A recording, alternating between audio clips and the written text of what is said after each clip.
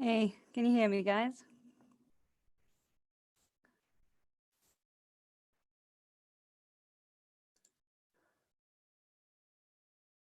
Can you hear me? I can't hear you.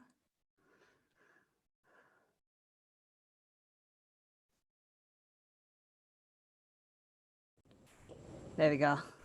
Yeah. Yeah. Right. I'm admitting we're live on YouTube and Facebook. Woo. Lights. Right. I'm admitting everyone. You ready? They're in.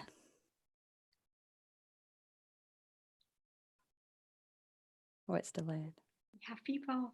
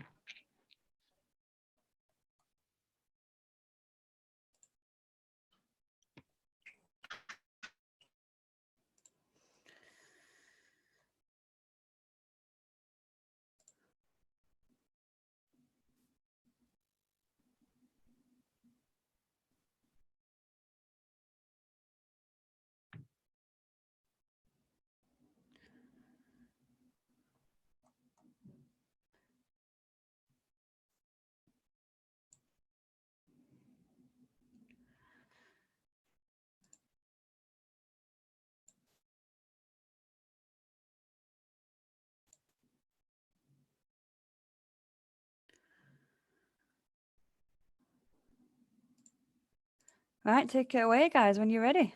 Right.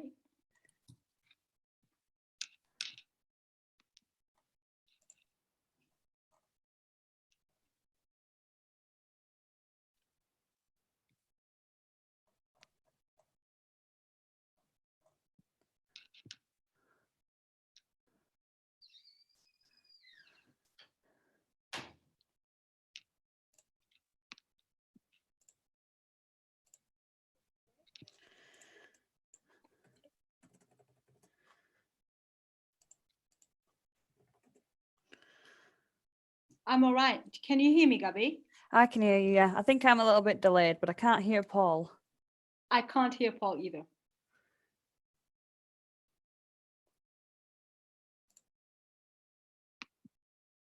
Paul?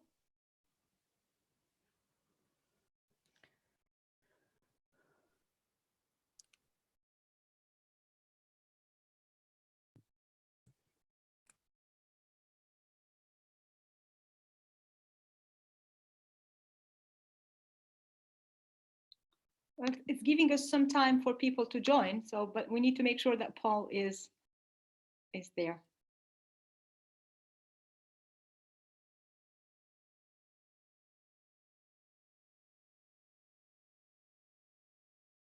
Can you hear me now? Yes, we can, loud and clear. Okay, that's if I use the right. Okay, can It's you moving, it's going up and down. can you hear me now? Yes. Yes, we can. All I did was unplug my microphone and plug it back in again. How strange is that? Right, okay. So, joys of modern technology. Right, so, shall we try again? My apologies, everybody. The joys of modern technology. Okay. Right, once more. So, hello, everybody, and welcome. Hello, everybody. Again. Okay. Good morning. So yes, hello and good morning again to this presentation on education and technology in the field of TEFL with Notting Hill College.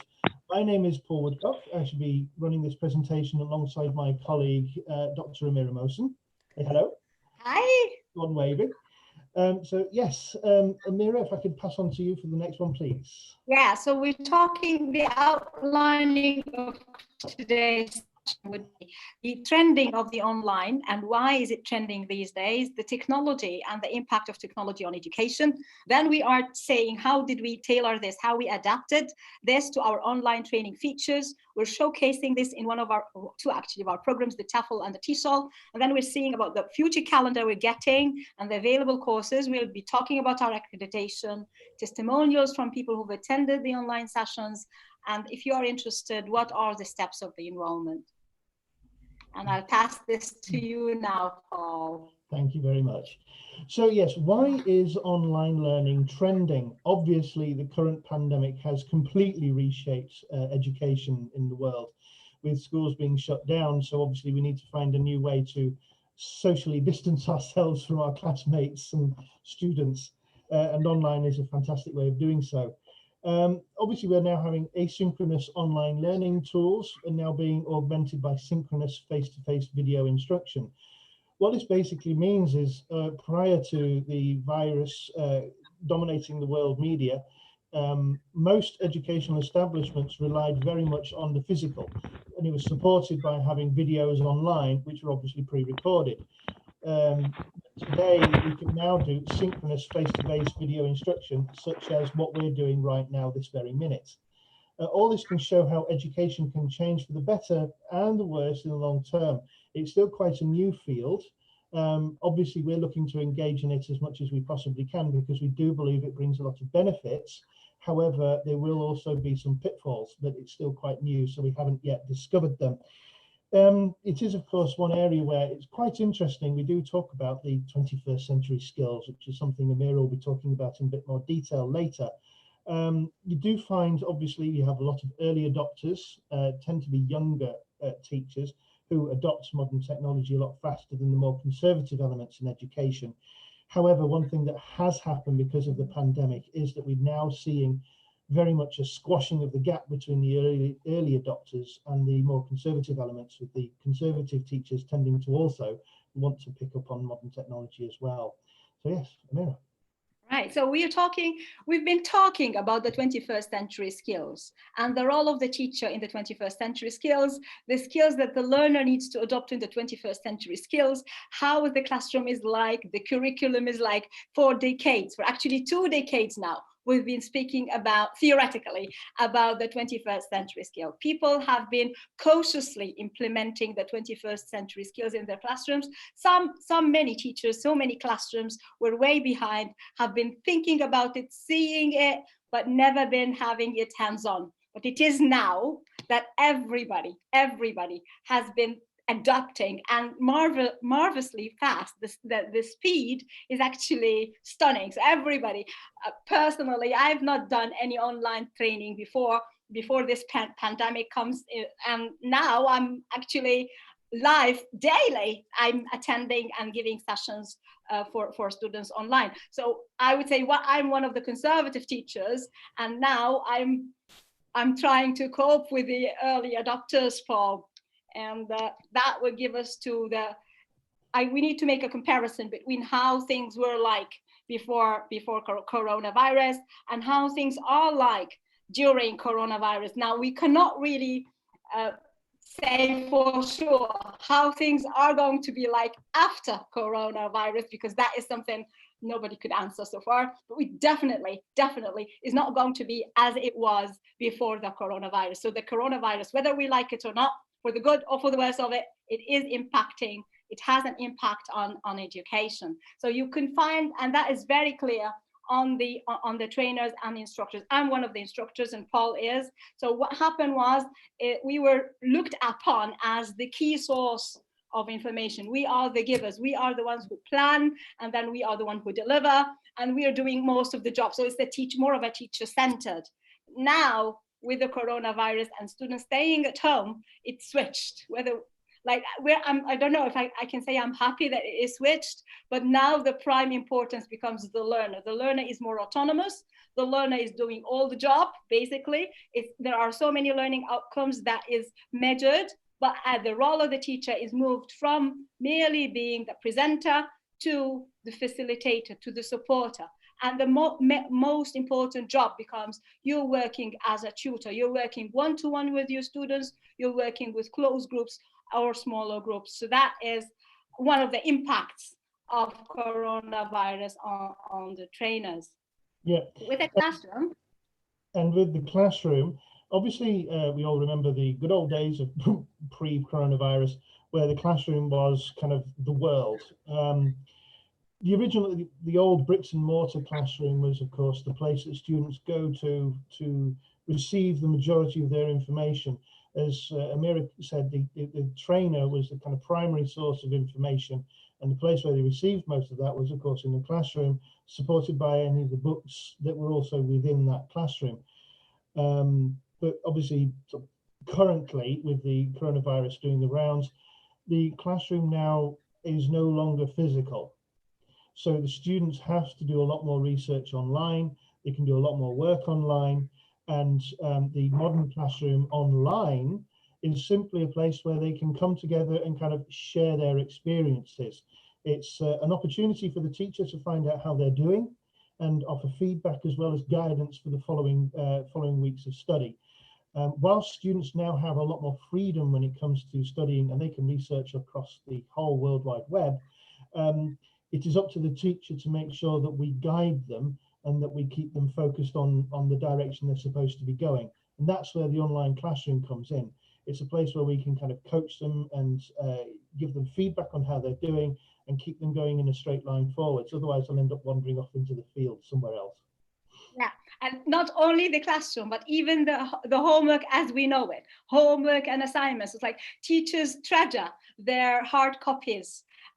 Teachers love, they've been assigning paper-based homework since paper was invented. So every time it has to be written, a formal assignment submission, it has to be in a paper, and it has to, like, you can submit it online at a point, but at the end of the day, sometimes the teachers print them out and have them as hard copies. So hard copies were treasured. Now it is no longer the hard copy that there's no actually a chance for the teacher to receive the hard copy of her assignments. What happened, Paul? Well, I must admit, I still do have my favorite red pen. But yes, obviously with the virtual classroom, it's a little bit difficult to try and shove a piece of paper through a computer screen. However, we do have a lot more options nowadays. Obviously, we've got options like Zoom, as we're doing today. We can do things on YouTube, as we're also doing today. So students can upload videos of themselves presenting things. They no longer have to do it on hard copy and paper form. They can record it as an audio file and email that into the teacher. If they still want to, they can type it out and email that in as well. So it's nice that teachers today have a lot more variety to pick from, and they can tailor the assignment or the method of assignment, shall we say, to the course at hand. So for teachers today, we can ask you to present something as if you're teaching, and you can submit it as either an online video or you can email it in. So for teaching practice, it's fantastic. Yeah, right. Yes, Gabi, do you have a question? Okay. Right. Sorry, no. Continue, please. That's fine.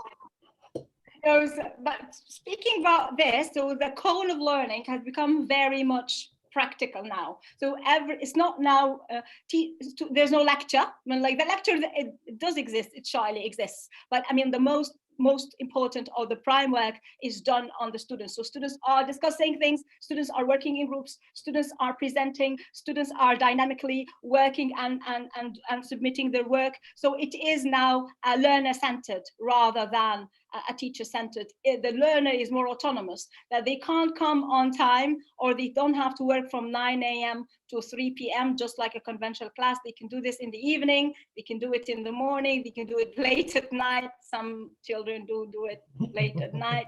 So yes, there are autonomous, the students now are more autonomous, and it is based now on the learning outcome, not on the punctuality of coming to the class, how frequent do you come to the class, how often are you there. So there's a lot of elements a bit eliminated from the teaching, and more importance or highlights have been passed on the learning outcomes and the objectives. And that is why the cone of learning is becoming more meaningful, I say, than ever. And I'd agree. with the learning outcome, with the cone of learning in place, we are having the 7 C's of effective teaching. Okay, and I shall carry on. So yes, with the 7 C's of effective teaching, obviously teachers have to be challenging. Sorry, Amira. Yeah, there we go. So yes, with teachers today, they have to challenge the students a lot more, because one big problem, of course, is that we can't stand over them at the desk anymore because they are possibly even in another country. So we have to encourage them to work a lot harder and be a lot more autonomous. Controlling, behavior, we have to be a lot more observant to the behavior within the classroom as and when we have it. Consolidating, this is very, very important, because a lot of the research is going to be driven by the students nowadays.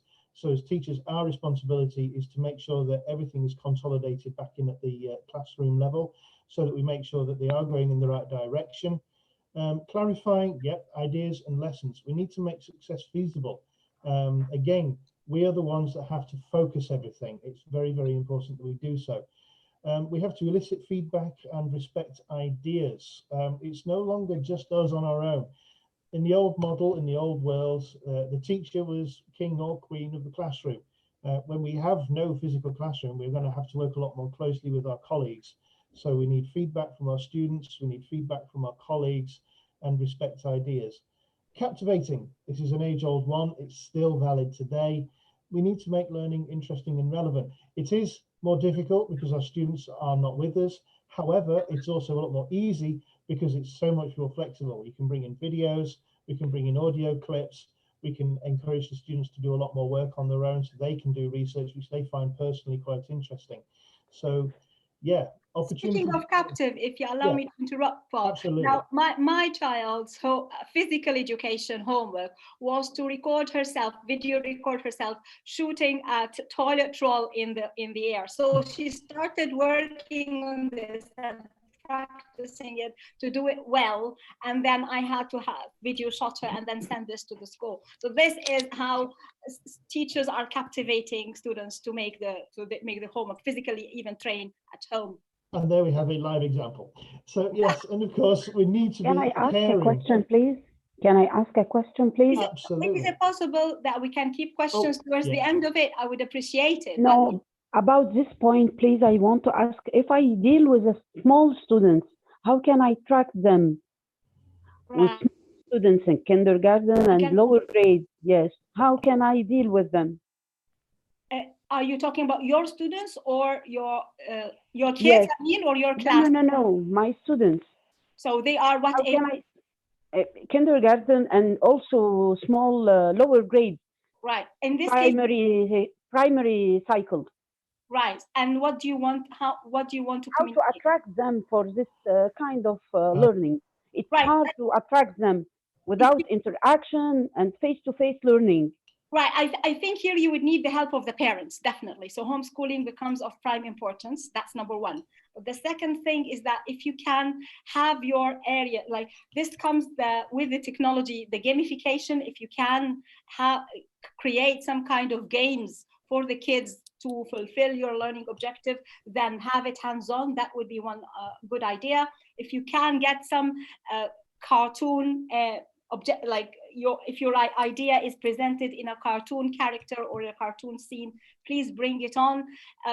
Try to be as colorful as you can. So I think that is the key with the very, very, very young age. But yes, having them also video recording themselves doing the job, having them on selfies, presenting or talking. So the more you're integrating them, that is how you can captivate your students. But that's meaning that I need to educate and to prepare the parents and the teachers. Of course. This will be, inshallah, after the coronavirus, yes? Because I can't learn or educate, or I can prepare the parents now or the teacher. Already the teachers are not prepared for this step, yes or no? Not all the teachers. Nobody was prepared. Nobody was prepared for the crisis, but we had to act to it. We don't have to wait for it to finish in order to act to it, because it would be meaningless for us to act to it past the coronavirus. It is the crisis is now. So everybody has to work on it. Everybody has to crack their heads off and like try to come up with an idea, how would I get my students in? Now, it's hard. It's hard for us in Arabic countries because without the concept of evaluation or exams, we can't attract our students to learn, and especially the small students. We have a concept. If we have grading system or we have assignments or we have tests, so they can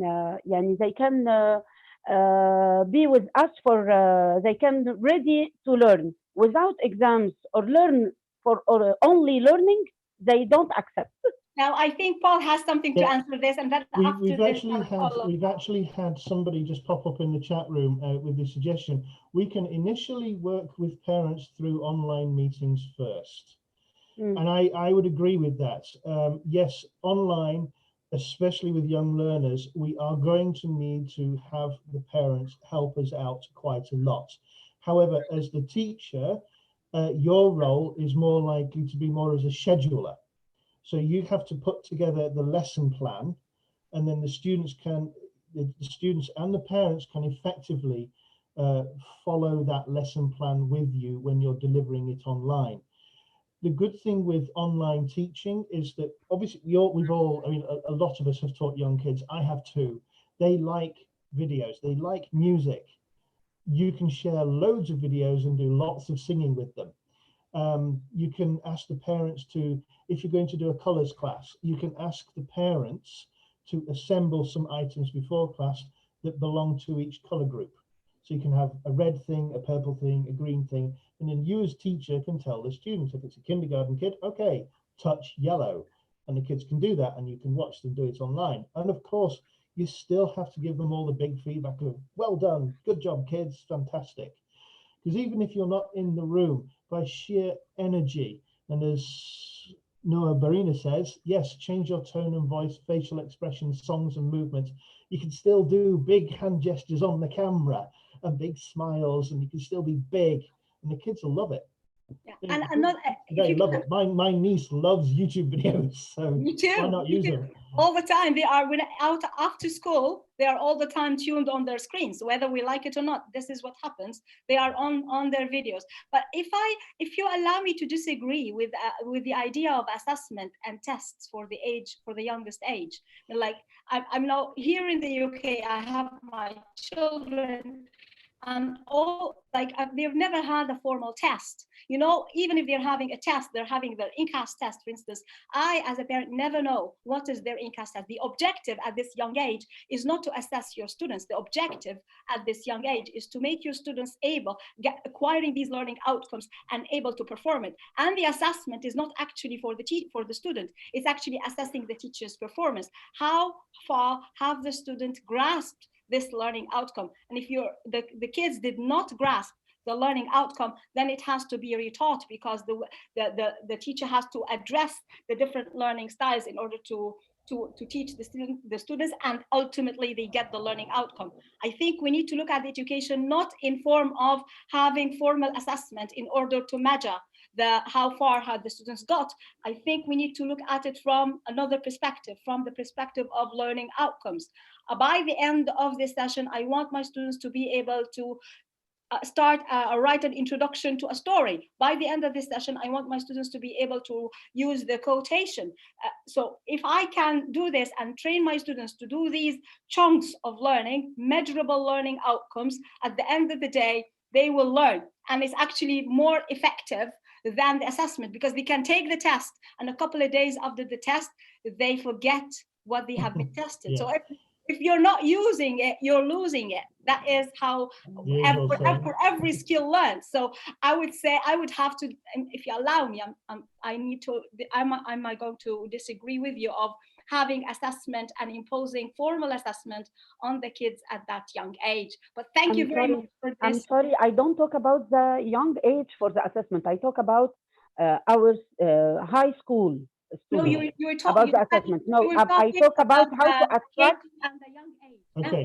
At young age, how to attract them. But the point of assessment, it's about the high school students. If they don't have any grading system or any assessment, they don't really share or attracted to learn. Yani they are not attracted at Let all. me share this piece of information with you. Here in the UK, the GCSE tests have been cancelled, and all assessment has been put on students' performance during the classrooms, students' behavior, attitude towards their work, what projects have they submitted, the quality of work that they have done during the class. And I think this is more important than just assessment, because in the assessment, there are so many variables that would influence the result of an assessment. You see? Yes. But Yes. the point is It the is worth pressure of noting, time, if the I may, stress, because the we do nerve. need to. So Yeah. I do apologise. We do need to keep moving on. With regards to assessment, assessment itself is never just about an exam, and I think that's what kind of getting a bit hung up here. With modern technology, we do have the option of online tests if you so desire to do so. There are online platforms where you can create online tests, and you can unlock them at specific times, and students can log in at home. Now, of course, there is the problem with students having a textbook right next to them on the desk whilst they do the text online. So what you do is you can switch to assignment-based testing. A lot of the tests, as Amira said, we've cancelled a lot of our tests in the UK, but over the years in the UK, a lot of our tests were predominantly exam-based, but today, half the grade, quite often more, is based on assignments, and it's an ongoing assessment process. So your final grade isn't just based on a 3-hour test on one day at the end. Your final grade is based on several months worth of assignment-based work. So that is something that can easily be done online. As I said before, students today, when they send in homework, they can do it via a video. And instead of, say, having them do a 5-minute video for a week's worth of work, have them do a 20-minute video. And that results in something far more detailed and much more important with regards to how much work they put into it. So assessment can still be carried out for high school students. We just have to look at it differently. Thank you very much, Paul. All right. Does this answer your question? Yes, thank you so much. May I know the name, please? Lamia. My Hi, name is Lamia. Lamia. Welcome Hi. aboard. It's a very good question, but as you said, this is all new. The coronavirus has seriously accelerated what was already happening with regards to education looking to move online. And assessment is one of those areas that's going to have to catch up. Exactly. So all of us as educators are going to have to work together, and we're going to have to start sharing examples of best practice. As I said, exams may well, because of this, exams may well die, and we move purely to assignment-based work. Who knows? It's still very, very new, and who knows what's going to happen. As an industry and as a group of colleagues, we're all going to have to work together and share examples of best practice, what worked for us, what didn't, and just go from there. Right. Right. So I think that is the best lead in to this area, which is the teacher's role. So as we've said, we've evolved, we've changed. We're now becoming risk takers. So there is the trial and errors, and we are trying new things, numerous new things. As I said, today is I'm doing the online. This is the first month for me to have regular online classes. So the assessment, Lamia, that you've just talked about is another aspect to be experimented with. So we are also trying our luck here. But not only that, we are being visionary. We have to be very creative on the tasks we are assigning, on the delivery format that we're thinking of. We are now communicator to our students. We are not now we're looking them as individuals, because we need to send messages to them on very individual basis. And it is now more than ever that it is no longer a one-man show. The teacher is the center of attention. It's the group of teachers. We're collaborating with our friends. We're collaborating with our colleagues, because it's now more than ever that we need to work together to bridge this gap. The amount of work, the amount of update needed is tremendous, and nobody could do it alone. You have to do it together, and that's why we are working together. Adapting. So we are, as adapters, has proven very reliable. We have now adapted to the changes. We have now transformed. There have been years of people saying, don't do this. Scholars have been saying about moving to the online. Institutions have been cautiously and sometimes in a snobby way, not looking at online education as something that is reliable. But now everybody is adapting the technology, is adapting the innovation. So that is, we have to look at our roles as teacher in a different perspective. Yep. So how did we do that, Paul? Right, so here at Notting Hill College, we have, yes, we do use a lot of standard asynchronous online tools. Asynchronous meaning it's not done at the same time. So of course we have a lot of videos online already, and it's something we're looking to expand as rapidly as we possibly can. We are supporting this with synchronous face-to-face video-based instruction. So that refers to the online classroom. We at Notting Hill College, when it goes away, we do have classrooms, but we don't have that many because our building is not that big. But with the joys of online classrooms, it means that we can have thousands of students around the world, and the physical space isn't a limitation anymore. Obviously, we can have video-based tasks, so students can submit things online, so we don't have to submit written work anymore. They can submit a video, and talking, as you know, is a lot easier to do than typing. And of course, just like today, we can do live training sessions on an ad hoc basis. We can pull people together so much more simply and have a training session. We don't need to schedule it weeks in advance and get people to get plane tickets or train tickets and hotel rooms and come to a seminar. We can all sit in our own living rooms, have a coffee, and have a training session within a few minutes. Yeah. I do. Personally, I've used videos for my students to video record themselves giving instructions and checking instructions. I'm assigning some of my students now to deliver a pre-writing activity using the video. So I mean, like, and that whether I was amazed to know that some of my students are really loving it, and they are submitting all their work now on a video base, and they're enjoying it even more than the written assignments. So that is something to add to you, Paul. Yeah. Yeah, no, it's fine. And of course, with the online classroom, as it says, a whole module that covers the requirements can be delivered online. One of the platforms we use is fantastic. I've been playing with it this last week, and obviously with the old textbooks, you get a piece of paper with words printed on it, and that's it. Anything else is created by the teacher on the whiteboard. Today with modern textbooks, which you can have online, they can build in audio clips with the scripts that you can read. So it's almost like karaoke. You can include video as well. So you have actual live examples built into the textbook that can help support you. And of course, teaching practice can be delivered online. So if you're learning teaching, then we can ask you, you don't need to be in a classroom anymore. You can do it online and record it, like we're using Zoom right now. So you guys, as teachers, if you're learning, you can do yourself a presentation on Zoom and submit it this way. There are more and more formats available to us, and it's slightly scary. Yeah, and it's actually becoming part of the graduation now, that students are to perform a practice of 30 minutes of micro teaching and get it recorded and show it to us, and then we could discuss with the students. We observe the video first, and then we discuss with the students the performance, we discuss the lesson plan and the coherency of the lesson plan. So we have actually, that one challenge of the online is that you can't see a teacher in action.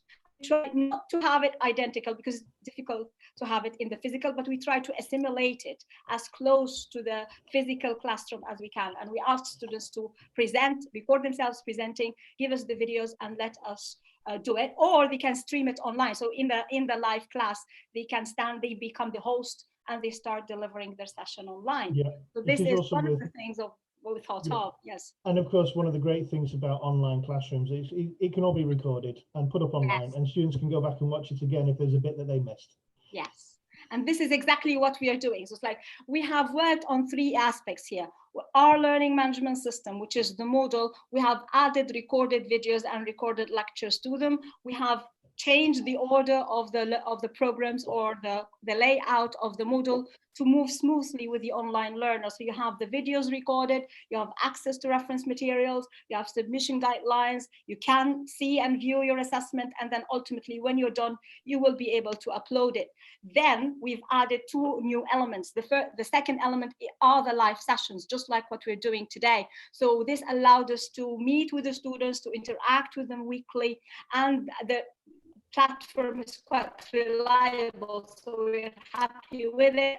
and our trainees, our student teachers are happy with it as well. We're taking it another level, but by adapting Google Classroom as well. So we have placed all our students in their courses on Google Classroom, and then whenever we have a class, a session is done, we record the session, and then we share the link of this recorded session on the classroom, and the students can view whenever they can this recorded session. The point is that they cannot do that in a real classroom. So the classroom is over and the time is over, but now they can all the time go back to it and read it or watch it, take notes, review it, whatever they like.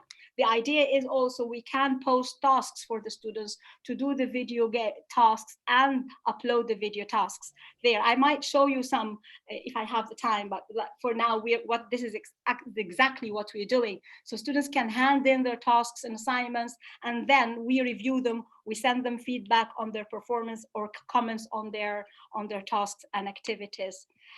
This is how, that's a screenshot of how the classroom is, Google Classroom is like. So we're having all these classes, and every class has a group of students, and then the assignments are there, the videos are there. I don't know if I have it ready, but I might try and share with you one of my classrooms. Yeah, I have it here. Do I have it? Just give me a minute. And where is it?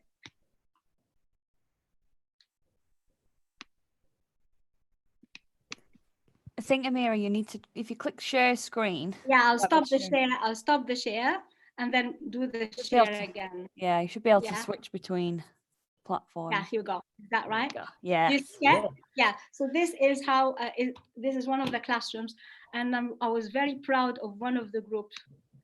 It's a TESOL group, and in this, you see it. So that is these basically is the classroom work. So I created the lessons, and they can all the time see the creations. Not me though. I think that is one of my colleagues giving the presentation. So that is the video of the session. We're not playing it, of course, but you can hear some of it. I don't know if the internet is letting us doing it. Yeah, so this is the session. So that is one thing done.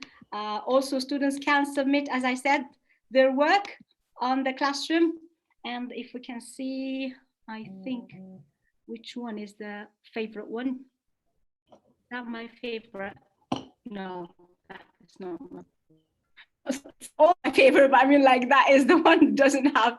I wanted to share with you the one that students have actually handed in their tasks, and you can see here. So the giving instruction is a task, and I say if you view assignment, I have 7 people handing in their assignments, and 7 people are still assigned, and you can see their videos. I'm not showing them because of privacy, of course, but this is how the students would submit their assignments. And here I would give the grades and my comments, and I'll have to stop the share for now because I mean, like, I wouldn't really want to share my students' pieces. There we go. So that is how we are using Classroom, and this is how we are interacting with the students on Classroom. We're doing the same thing on update on Moodle, and this means that we are having videos recorded on Moodle so that students can not only attend the live session, but if they want to attend, like listen to a lecture without any interruption, then they can do that on the Moodle. So as Paul was saying, synchronized and asynchronized online learning, blended learning. Yeah. So blended learning, obviously we've got up to 20 to 40 hours of live sessions available to students. We've got 8 hours of practice and 10 to 30 hours of recorded videos currently online. This is something that we are rapidly increasing. We've had plans for quite a while, even pre-coronavirus, to massively increase how much work we do online. All the coronavirus has done, as far as we're concerned, has massively accelerated our plans. It is something quite actually proud of in all this. We were somewhat ahead of the curve on this one. We have been trying to get online, but as has been said before, it does take a crisis to really force you to look at yourself and really push you to kind of develop these new plans. I mean, it's, as we've said before, with the 21st century skills, the way it was going, it may well have taken us till the 22nd century to have adopted them. But thanks to coronavirus, we as a group have looked to really accelerate what we're doing. And yes, online, we've now got access to a lot more reference materials and assignments and submissions and guidelines. Right, yeah, exactly, Paul. As I said, it's like we're saying thanks to the coronavirus. It's like we need to actually look at the silver lining of that cloud. We have to look at how can we emerge from here. We're not going to sit and say, okay, it's all closed. We have to sit down and wait until this is over. No, we have to be more proactive and try to finish things, to try to accelerate, try to take part, try to not let anything has stopped us. Like since the beginning of humanity, nothing has stopped humans to evolve. And I think the coronavirus is no exception. So we are going to move on and we are going to go forward. Some of the available courses we're having on the Moodle are the level 5 TEFL, the level 6, the diplomas in TESOL, the diploma in TEFL methodology, education, leadership and management, young learners, different sort of courses. There are actually more, and I kindly invite you to visit our website to if you want to know more about the information and of the courses. We have developed from now to the coronavirus time. We're thinking that's going to take us 12 weeks. So we're having it from April to June, but there are future calendar going on. And again, this is the calendar of this month, basically April and May, but the whole calendar is available online or will be available online after the Easter break on Tuesday, which reminds us of saying Happy Easter, everyone. Yes. Yeah. So take it from the horse's mouth, Paul. So yes, I mean, obviously we can sit here and we can tout our business and yay, aren't we wonderful? But I think it's one of these things. Word of mouth is one of the best forms of promotion. We can talk about how great we are, but it's better if we can allow our students to do that for us. So we do have some students here who have been kind enough to post comments after being with us for a few weeks now. And so, yeah, as Amira said, please take it from the horse's mouth. We have a third student on this list here who said, I have learned a lot from this course. I enjoyed being with Mrs. Hiba, and I've enjoyed distance learning whilst being at home with the safety of coronavirus. It is very true. Obviously, we cannot downplay coronavirus. It is a very dangerous pandemic that's going around, and I do hope and pray that you're all safe and sound. But obviously, whilst we're all locked up at home, we do need to keep moving on with our lives, and which is why we are really trying to push the online learning side. In a modern information-based society, education has become far more important than it ever has been. And obviously, with the current situation, we do need to look to see how we can modify how we teach education. Yeah. So obviously, one thing is, yes, we can move on. Obviously, with Notting Hill College, we are very proud to work with a wide variety of organisations. As you can see, the BAC, ASIC, ATHE, Trinity. We're very proud to work with Trinity and TQUK. These guys all make sure that we perform to the best that we can do. As it says there, we demand quality in everything we do. We're very proud of the fact that we work very, very hard to keep our levels as high as we possibly can. On occasion, I do get emails from students being quite grumpy about the fact that they may not have passed. Unfortunately, we do have standards, we do maintain them, but we do try our absolute best to offer the support you require as students in order to reach the high standards that we demand of you. So it's all a very, very important thing. Right, so it's like for people who might be interested in joining us, so it's as easy as 1, 2, 3. So first we finish all your registration process, your documentation, your application, your fees, everything. Then we go to the pre-course assessment. As Paul said, we are keen on quality, so we need to check your eligibility to join the course. We do have a pre-course assessment before you join, and then you check ID and get orientation on the course. And once you're ready, we set you on the Moodle and you give you access to our account and to attend the courses, the live courses. Yeah. Now, when we were in the process, yeah, it is wonderful. When we were in the process of putting this presentation together, genuinely, this movie actually turned up without us planning it at all. Yes. One of the lines from this movie really does speak very much to the current situation that we find ourselves in. So please, could we run it? Yeah. Your problem is not technology. The problem is you. You lack the will to change. Then help us change. I cannot change your nature. You treat the world as you treat each other. But every civilization reaches a crisis point eventually. Most of them don't make it. Yours did. How? Our sun was dying. We had to evolve in order to survive.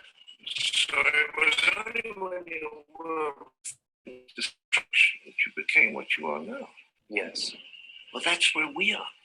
You say we're on the brink of destruction, and you're right. But it's only on the brink that people find the will to change. Only at the precipice do we evolve. Only at the precipice that we evolve. And I don't think it could be any closer. Thank God it's not as catastrophic, though. No. So yeah, we invite you guys to watch the movie. It's really inspirational. It is weirdly uncomfortably close to what's going on right now. Yeah. The problem is not Oh, sorry. It's all right. So yes, the question is, how close to the precipice must we get before we evolve? That is somewhat Armageddon-y, and we aren't quite there. It is worth noting that whilst coronavirus is not quite at the level portrayed in the video, it is certainly a kick in the pants for humanity to really kind of move ourselves on. So what we're looking at, we can't fix coronavirus, we're educators, but what we can do is look to see how can we help education evolve going forwards. And part of that is going to be online based. And we're very much encouraging you to kind of join us on this particular journey. Yeah, so thank you very much for joining us today, and we're happy to answer our questions if there is any. So if anybody has any questions, please raise your hand. Yes, I have a question, Oh, another okay. question, a third question. That is Lamia as well. Yes. Thank you, Lamia, for being active. Thank you. I'm sorry to disturb. Fine, it's fine. No, please, no. Happy Right. to listen to all questions. If I talk about the online learning, but for a long term, I think it will affect the writing skill or the writing level for the students. Am I correct or no? Because it's all based on presentation, videos, audio, so it's project-based learning. And what about the writing skills for students, especially the young age and small age, the beginners? Yeah, I'll take that one. No, you're absolutely right. How is writing going to be affected? Well, the answer is spelling is still key. We still need to write emails. We still need to write. You can ask your students to submit written assignments, but they will be typed. Yes. In terms of handwriting skills, well, I'll sort of own up. My partner is Chinese, and when she's writing on her phone, she still uses a touchpad screen to write. And in order to make sure she gets the correct Chinese characters, she has to make sure she gets the correct form written down on the screen. Technology evolves. What our job as teachers is to do is to make sure that technology is built in. Touch technology means that we can still write. I mean, okay, we're not using paper and pen anymore. What we will be using most likely is pen and touch technology. Yeah, may I add something, Paul? Now, Lamia, in the writing, when we're teaching writing, we are not asking the students to write. I have just had a workshop about writing a couple of days ago. And when I asked my students, write about your impression about writing, the idea is that they said, I don't have ideas. I don't know what to do. So writing is actually a process. It starts by brainstorming. It starts by collecting ideas and then gathering the ideas and collecting them and organizing them. Then goes to the drafting. And after the drafting, there is the hard work, which is the reviewing, the editing, and then eventually having the final copy, which can be published or shared. Now, a lot of this is done actually online, because the actual writing, even in classroom, and I don't know if this is happening in your class or not, is assigned as a homework. And then after the writing, the students come to the class and actually participate and analyze and reflect on their writing. So that time that you wouldn't spend 45 minutes of your class making your students sit down and actually writing. You would do the brainstorming, you would do the gathering of ideas, you would do the organization of ideas, and then you would start with them the ideas of drafting. And then after this, you would let them go home and actually write it. And then after they finish the writing, they'll bring it back to you, and then they are going to work with you on their writing, and you'll set them the target, and you will see whether the learning objectives were fulfilled or not. So the whole process can be done virtually as it is done in a class. Yeah. Plus, there are, as I said, the writing are many skills, the mechanical skills, the language skills, and these are all could be delivered online. So if you put it in mind that I would want to evolve, I would want to take it there, you would have to find a solution.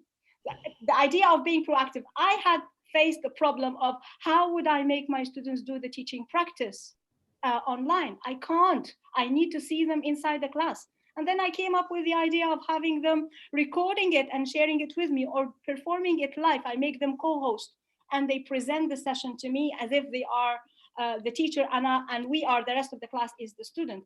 And it worked. So the idea is, we can't say, is it going to work or not to work without trying? But if we did not try, we're not going to go anywhere. By trial, we will open up doors. We will see ideas and things that we have not tried before. It's only with the trial that you will get the vision of creative ideas. I hope that answers your question. It's just, if I may just add one last point, and then we can open up the floor again. Lamia, earlier on you talked about young learners as well. We can still teach them how to write. But as we said before, it is likely we will need the parents' help. This is one area, I've actually done this myself. What you can do is you can demonstrate online forming characters by writing, and you can email worksheets out to the parents, and they can simply sit down with the kids after the class and practice. We all know what young learners are like. They have the attention span of a fly. They want to run around, they want to jump up and down. And during the class, we want them to have as much fun as possible. But why not email the parents the worksheets? You can demonstrate online how the characters are formed, and your young learners can then practice with the parents at home. And then they can simply just take a picture and email it back to you to show that they've done it.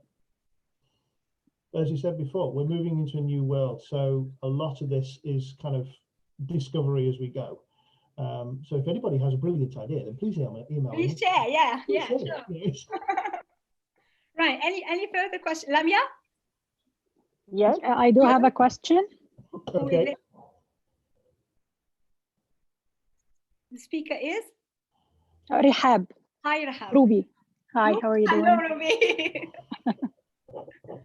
Another point of view, I'm a mother for two girls, twin girls, and the way of learning is completely different. Oh, my heart. As you said, the transformation now makes the parents have a big role with no basis. For a teacher, you have the base of teaching, but for a parent, I was just following up. Yeah. So how can I do it? And I don't have the base. I am in the same boat, because I have a child of my own, and she refused. No matter, like I tell her, people listen to me. Why don't you listen to me? She doesn't listen to me. Yeah, exactly. It's very, very hard to control, especially that I have one of them. She's hyperactive, and the way of learning is completely different in the normal way. I mean, while going to the school, I follow up in her way, right. which is completely different than the normal. Yeah, but Rahab, this is a parenting question. It's not a teaching question, because that's not the classroom. Yeah, it's not a teaching, I know, but is there any courses for the parents as a beginners to start teaching as teacher? Yeah, Can you so understand me? That is, I have to raise my hands up. I face the same problem too, and it's really, really, really very challenging. And I think one thing did not work all the time, but it sometimes worked, is when I reached a deal with my girl. I have to go to her. Library. We're going to do this, and after this, you're going to do this. So she says, "All right, we're not doing it for long. It's only like it's not always working." It's not always working, but it is one of the things that has worked. Not, as I said, not all the time, but it does have worked with me. Another thing is that maybe if you can put any, like they are twins, if you can keep them in a competition and then give one of them, like the winner, a reward, if you can manage to put them in competition and see which one is going to finish first, for example, or which one is going to get the prize if she's done it. But again, that's absolute speech. That's absolutely theoretical. I mean, like, we are all, as parents, like with the teachers, they are having this, I would say, authority. But with the parents, we are not having this authority. We're not having, we have to reason. I think the only way out is reasoning. Okay, if we could just layer in the teacher as well. All right. Yeah. I think what children need is routine. Now, obviously, with the coronavirus, teachers can't be in the classroom, so we can't, unfortunately, stand over our students and kind of watch them and glower at them if they're not doing the work. So we do have to rely on the parents to a much greater degree than we ever have before. But what is important from a teacher's point of view is to ensure that the lessons that we deliver have routine, so that the parents understand what's the next step, what's going to be happening coming up. So if you want to help, so if you're teaching and you want to help your parents, then what you really need to do is kind of plan 3 or 4 lessons so they can see what's coming, so they know what's ready. The parents aren't teaching. The parents are your assistants. You're still the teacher. Your role is still to deliver that class for them, and the parents are there to back you up. So as long as they know what's coming, then they can help you. Yeah. So you need to make sure that you have a good, solid plan available. It could very well be that you do have meetings maybe once a month with your parents and say, right, these are the targets for the next month. I'll send you a lesson plan out. You have a look so you know what you need to get ready and you know what's coming. And that way, hopefully, you can kind of move from one activity to another. I mean, we all know, especially with hyperactive kids, they have a very limited attention span. So you need to be able to move from one activity to another to maintain their interest. Even if they've got an activity they really enjoy. Yeah, they need activities that they enjoy. Even if they've got one that they love, after 5 minutes, they're still bored of it and they want to move on to the next one. So if you have a plan that you trust and rely on, and the parents can see what's coming up next, then you can say, great, let's move on. And the parents can go, fantastic, we can move those things away, bring out the next batch of material, and you can just keep rolling through the class. And basically, by constantly changing the activities through the entire class, you can ensure that the kids' motivation and interest is maintained, because they don't have time to get bored. You're constantly introducing something new all the time. Yeah. Yeah. Okay. But it's unfortunately, we do have to, as you said before, we're the facilitators now. Yeah. The students have to do a lot more work. And unfortunately, when the student is a bit too young, the pressure falls on the parents. But our job is then to support the parents. Okay. If we can give them a plan, if we can tell them what kind of material they need to bring to the class, then we are offering them the best chance to support their children. So then all we do is guide them through. And if the parents know what's coming up next, you can go, great, we're going to move from colors to shapes. So we can put that bag down and pick that bag up and just keep going. So there's no time for the kids to get bored at all. Yeah. Another question? Right. So next question. Thank you. Please. Cheers.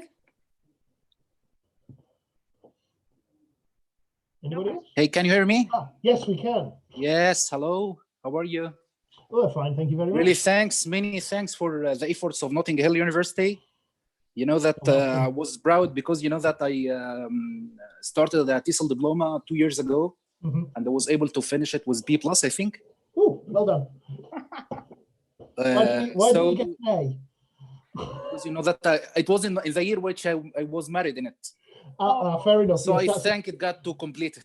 That's a big okay, I'll forgive you that one. My name is Mr. Durgam. I'm the academic coordinator of University of Nurses Schools in Saudi Arabia. Okay. And I want to share some information about the coronavirus course, which is related to our teaching methods and methodology which we use, and modern things which we use now in our teaching. As this coronavirus gives us a chance to shift, obligatory shifting, you know that. From the learning distance, using more technology, we have to search for many things or many ways to enhance and to be able to do more in our projects, in our dealing with our students, and finding new ways and explanation or something like that. Also, you know what? That one of the advantages that it gives a chance to the parents, of course, to be able to know how important is the role of the teacher. Yes, that's very true. You know actually. that all the parents are talking to me. They are saying that now we know how we are working, and now we know how formal things which you are doing inside your your class? What are the things which you are suffering from? We are suffering from our students, from our children. You know that? Yeah, I think that's very true. No parent really truly understands how much work goes into running a class, as you said. And now that the parents are now having to be a lot more actively involved, it's like, you know, that 30-minute class it took 2 hours to get ready for. Yes. And now they're learning that. So I think, yeah. Yes, here is it. Once before, you know that when you talk to a student about something, then the student become angry or something, then he go to his parents and say, yes, the teacher is saying to me something which is not good for me. And I think that he's making something bad for me. And then the parent come to fight with you. You know that? Now they are saying to you that you are angels now. We really know that. Thank you. We all understand it. We've been there. We really know that. Really, you know that in Egypt in 2012, you remember the revolution, the Egyptian revolution in 2012. The police left the streets and there is no safety at all. I compare this situation with the same. The teachers now left all the things now to the parents. This kind of it, but until now, we're trying to cope with the situation. We're trying to find more and more ways to interact with the students. In my school, I try to enhance teachers to be able to be in contact with the students and parents in more than one ways, WhatsApp, Google Classroom, as the miss said. And also we have Zoom, but I heard that they have hacks or something on Zoom. So we changed it with Webex. In the second day, which we closed the school here in Saudi Arabia, we started with the application which is called the Easy Class. It's a kind of application which is related to the Google Classroom also, but you know that from the pressure on this site, it fall down, you know. So we change it or we shift our work to Google Classroom, and that's what we are trying to make tasks, make assignments, make for Lamia, Mrs. Lamia, who was talking about the writing skills. I think that you can introduce your point of view through a camera with the students. It will be a great thing if you are going to talk about writing steps and writing process more than one way. Also giving tasks, these tasks with marks, as the Mrs. said, Mrs. Amira, I think? Yes. Yes. I think that I talked to you on WhatsApp, but it's the first time for me to see you. Really good. Nice meeting you. Nice to see you. Okay, but also, you know what, that we have disadvantage for this shifting, that one of these disadvantages that self-discipline, you know, that sometimes while I'm giving the students, that especially in lower grade or higher grades, it's related to the mentality of the student itself, that maybe the students going out, wants to drink. Yes. Yeah. Then if I have more than one student, it will be a big problem for me. So we need something to control this. Yes. You know what, that right. sometimes, you're absolutely right. Sometimes you need to make the teacher itself or himself giving the order to the parent to be with the student. Because you know what, if you leave a student alone, it will not be monitoring. So you need someone to monitor the student, and this is a big problem. So I need to listen for suggestions. You can write this and you can write all things which I am saying, and then you can reply on me if you need. Well, this is the first thing with the students I do apologize. If I may, the one thing to remember, of course, is with online-based teaching, a lot of the work has to, as you said, and as we've said, has to be done by the students. Yeah. Now, this means that when we set them assignments to do, they have to go away and do the research. And this is one area where we have to strongly emphasize, it's just kind of a very simple, basic level stuff, this. We have to emphasize to the parents, if your child doesn't do the research, their grades are going to reflect it. End of story.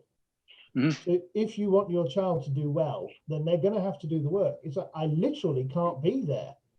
You know, I literally cannot visit your house to stand over your child. Your child cannot visit my classroom. We're not allowed to.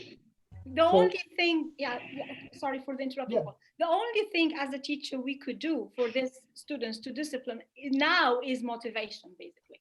So we need to be as motivating as we can, and the task has to be intriguing and interesting as it can be. And these are the two elements that we have to take. So if we have done that, I think the other part of responsibility will be lying on the parents to monitor the students, that they are actually there on the classroom. So it's no longer one man, as I said, it has to be done with collaboration, and collaboration becomes a key thing. So it's you and the parents and the students. So three people. The cycle of education is getting wider a bit. So the parents are there, whether they like it or they don't. The point is, our job is to bring an interesting task, an intriguing task, and we have to motivate and reach out for the students and work on our rapport as much as we can. So if we've done our part and we are consciously relieved that this part is done, then we pass the ball to the parents in order for them to monitor the existence of the students. I don't know if there are softwares now that tracks the presence of the student on the classroom. If there are, I think there are. I mean, like, I do think there are. I mean, like, but we need to look at this, like finding a software or a tracking system that sees how long has the student logged into the classroom, how long did he stay on the platform, so that could give you an indication of how long will the student stay. If you are allocating, for instance, 1 hour for this task to be done, has the student stayed for an hour? Which I wouldn't recommend, to have an hour-long task. Yes, I think but 15 minutes is enough. You just track the student, have they stayed on the platform, the amount of time that is needed to have the task accomplished, yes or no. If you can work with these, I mean, like, I'm sorry, I don't have the name of the softwares on me now, but I mean, like, I can certainly look around and let you know. Yeah, there are, I mean, as Amira said, there are softwares available. I mean, I have seen it happen myself. Yes. And it could very well be that this all forms part of the feedback to the parents. It's like, before we'd say, your child is brilliant in class and is amazing and wonderful and fantastic. But going forwards, it could very well be that part of the feedback we give parents is, your child is doing great. We can see that they have spent, 16 hours online.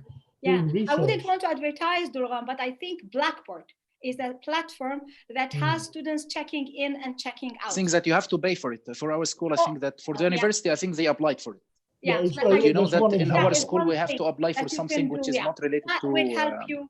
Well, if you are investing, you're not investing now on the physical equipment, but you are basically the stakeholders have to invest on the technology, whether they of course, if I'm the stakeholder, I will pay anything for the education, of course. For that. In this case, for sure, is you motivate and you bring an interesting task and roll the ball to the parents to monitor. Yes, that's what we are trying. We're trying really. That's what you are saying now, Mrs. Amira and Mr. Paul, about you are searching. That here is it. That's what is the point which you are talking about. That before that, you know that.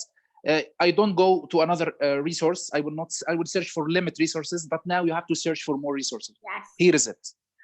Another point which I see that is the disadvantage is plagiarism or cheating or something like that.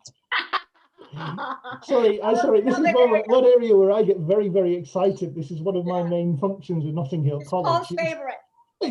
This is my mantra, is plagiarism. There are lots and lots of softwares available online, and we use quite a few of them to check for plagiarism when people submit work.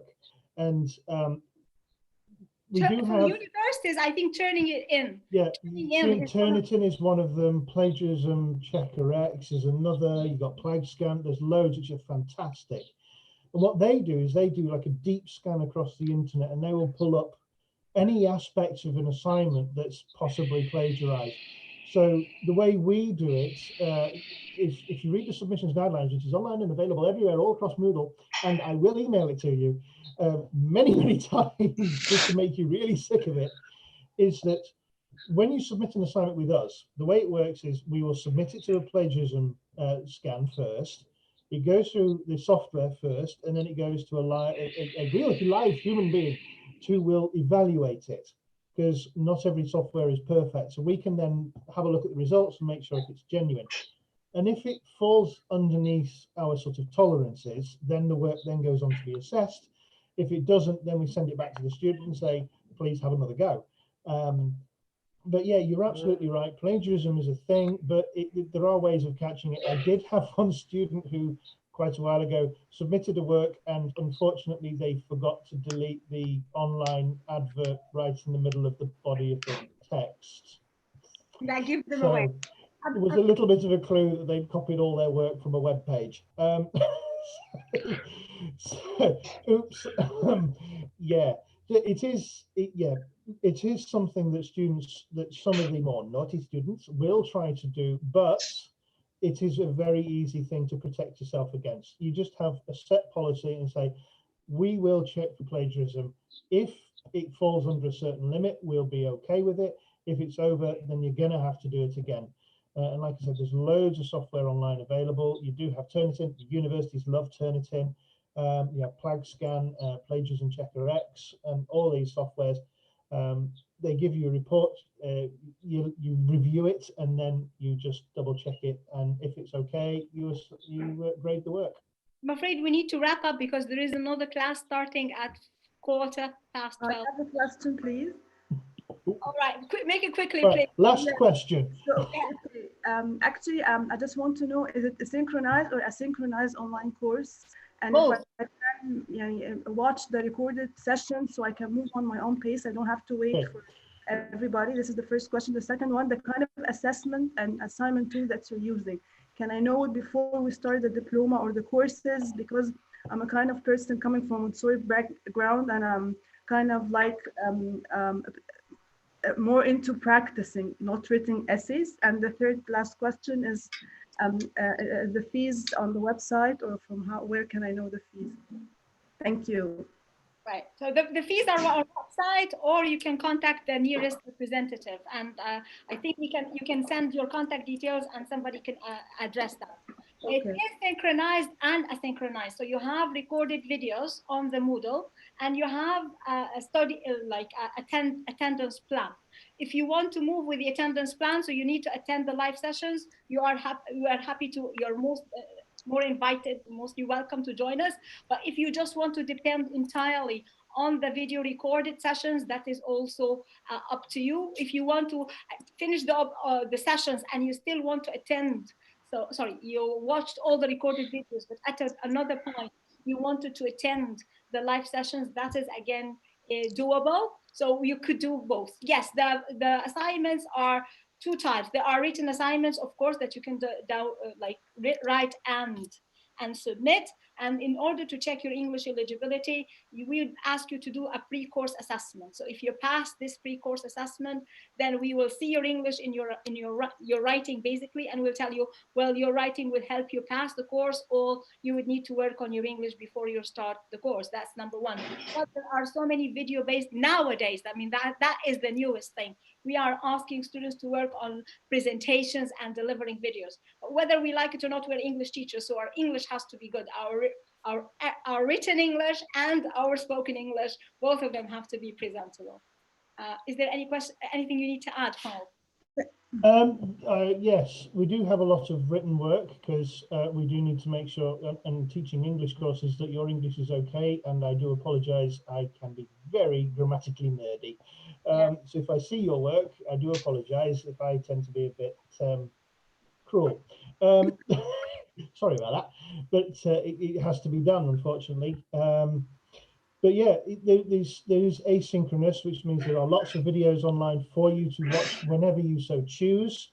And there is lots of synchronous work as well, where you will be in a classroom or on a one-to-one session with a teacher, should you so choose. We do try to be as flexible as we possibly can with our students. So I think that's pretty much all I wanted to add.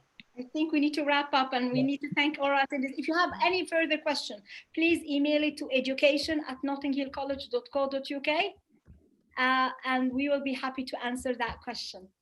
And we're hoping that you have enjoyed our session. We've enjoyed your session. Thank you for joining. Thank you very much. Have a nice weekend. Stay safe, everybody, and we'll see you on the other side. Thanks, guys. Happy Easter, everybody. Yes, bye. Thank you. Happy Easter. Happy Easter. Take care. Bye. Bye. Thank you. Bye. Thank you so much. Thank you. You're welcome.